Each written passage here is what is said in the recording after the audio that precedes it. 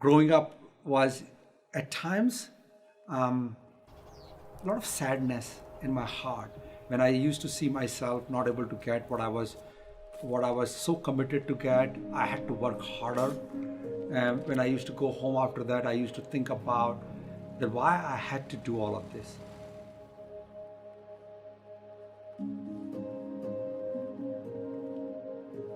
No matter how much you have, and also no matter how much you don't have, you always can create something out of nothing.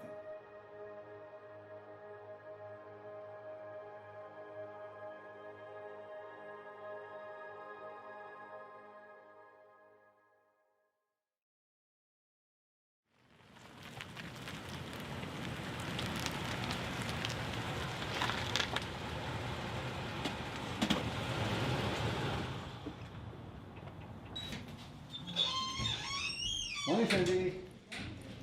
How are you today? Really good. Good. Have a great day. Wonderful. And Lisa, Good morning. how was your weekend? It was so good. Awesome.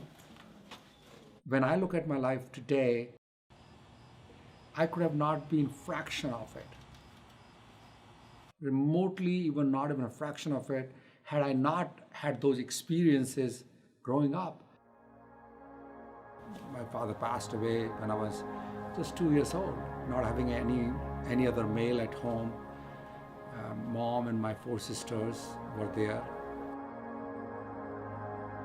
I was one of those guys who thought, wow, there are no possibilities around. There was so much scarcity growing up. I was quite determined, quite clear that life needs to be better. Life can be better. Life can be better for me and can be better for others.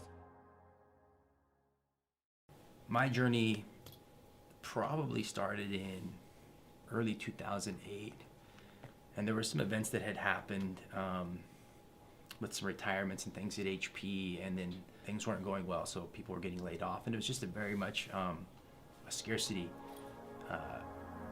mindset.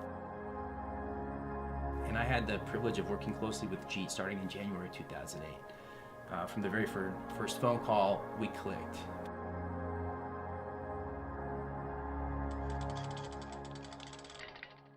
Met him for the first time, I believe it was February. Then I was flying to India in May and talking about the roadmap of the products within HP that we were working on. And he's like, oh yeah, well, I'm leaving next, I think he said April of '09.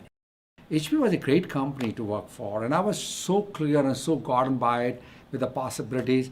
But I always felt there was something missing. That the desire, the willingness, the hunger about that life could be better for other human beings.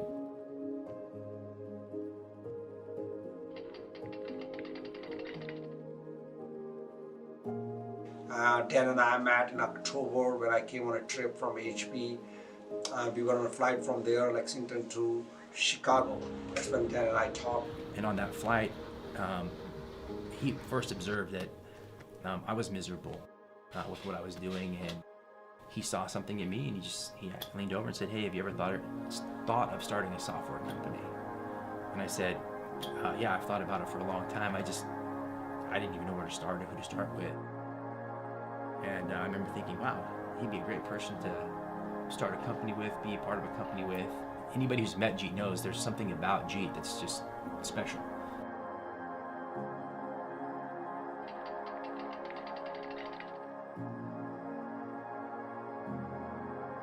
The US side, we didn't have an office for the first 2 years. So I worked from home. I was working at HP the first portion of 2009. I didn't leave until end of August. And first thing I did was flew to India, and they had just moved into the office that we're currently in Jaipur. We only had a tiny little piece of it. Our total space was 700 square feet. It's a basement office, like a garage. I was the one person in the US side who was meeting with anybody who would meet with us, trying to find clients, while Jeet hired just a few people right out of college in that basement office doing web development. Nephew, his name is Tarun. I brought him in to Bangalore from Jaipur. So he used to code. Initially, there was no employees except him. Then we hired 3 more employees.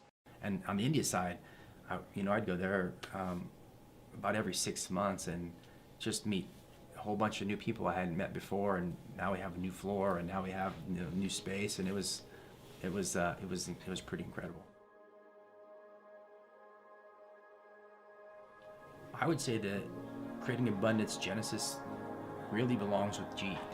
I think he has shared so many times about he just knew life could be better for him and life could be better for others, and his life will be spent making a difference, whether it's coaching people, developing himself, growing this business. And in that process, I have been privileged to become his good friend, business partner. I spend a lot of time with him, and it's made a tremendous impact in my own personal life as well as my business life. But it came from him, and yet he's not attached to how it has to look. He's out to ensuring that a platform gets created such that it can persist forever, with people being the center of that platform.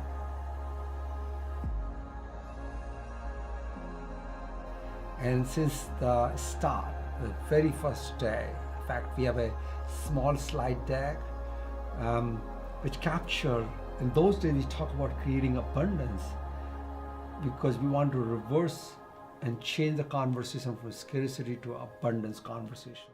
I really am gotten by the Creating Abundance as a platform where people get to be more in order to do more, in order to have more.